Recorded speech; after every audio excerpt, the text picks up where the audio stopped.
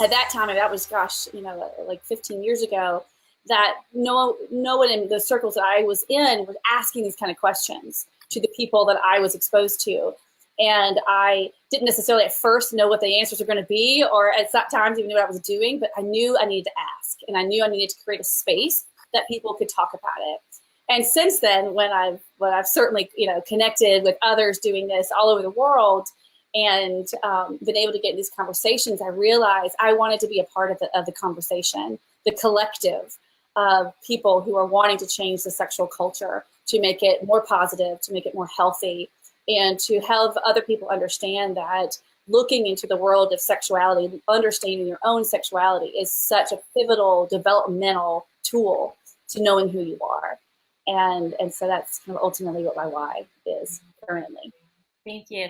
And I love how you shared, like asking, being curious, asking the right questions, and being willing to put oneself out there to have those conversations, maybe very difficult and uncomfortable conversations, especially I know for in this day and age of how much is coming out in the world around sexuality, and from what I witness, actually how much confusion there is. And I also believe that the starting point is having the ability to talk about it and to be able to create the community or the groups or the platforms where all genders can feel safe to talk about all these sides, even the shadow side and the tough stuff.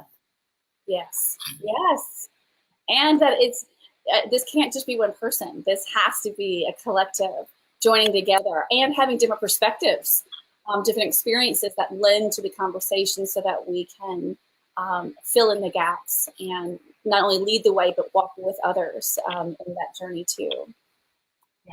Yes.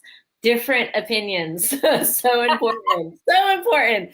I was noticing, and then I'll move forward. I have one more thing to share on that, is over especially social media, because communication on social media is the worst. You post something and people are going to receive something from their filters, right? They're going to put a voice to what you wrote. And we have our unique way of expressing things, and often it can be easy to be like, oh my God, I'm being shamed, or I'm being told I'm wrong, or we are telling someone that just because they have a different opinion from us. And the term I like and the quality I like is curiosity, right? How can we be more curious, especially in those moments where we disagree with somebody? Yes. And creating that, and that's like when I've been doing retreats, that I spend time, actually literal time, teaching others how to have that, having a disagreement or having a different point of view, and seeing that as a benefit to one, either really cement where you stand, is knowing where you don't and hearing other people, but also opening up to learning from somebody else. It's amazing how that skill and that characteristic in a group has not been fostered in our society and needs to. But it's, I don't know, and it's lovely what you've brought up in this book too. And I think too, like when we're talking about that kind of group dynamic, that also is intimacy. To me, that's a different type of intimacy. It's sharing what you think and who you are. It can be very scary if you don't know what other people think, and if you are the one person, like in a group, that decides to take a risk and go there, and you're just like, well, shit, I don't know how people are going to respond to this. I don't know if someone else is, and then once finally someone goes, oh, me too. Oh, like I've also experienced that, think that, wondered that, done that. And it often just takes one person taking that risk. And I think that risk goes back to intimacy. Yes. And wanting to share your authentic self with somebody else, and being able to say, this is my truth, and I hope we can connect through it. Yeah, well said. And what if these jumping into these conversations that we are maybe scared because we might be the first one to open up the topic, I see that as encouraging others, right? They can be like invitation, and so important. Take the risk, jump, jump over the ledge, and Yeah, it's again, what do we want? Connection or separation? Connection or separation? That's one of my mantras for myself with everything I do. Mhm. And what can I create here? And I know we talked a little bit about a certain chapter before we went live, and we're going to get into that in a moment. And yeah, intimacy, one of the reasons the book is called Revolutionizing Intimacy, when I Yeah. was when I was creating the title and brainstorming with people, we went back and forth, and everyone's like, what you're asking people to do is to revolutionize intimacy. Because, exactly what you just said is intimacy for me is not, I'm not focused in romance. It's not about even a monogamous one-on-one relationship. It's about how can I, in every moment, be connected to who and what I'm engaging in, whether that's walking through a forest, us having this conversation here live, or with a group of people or colleagues. It's all intimacy, and I think the downfall is when people started using intimacy as a euphemism for sex, and intimacy and sex are not the same thing. Yes. So That is so well put and so true.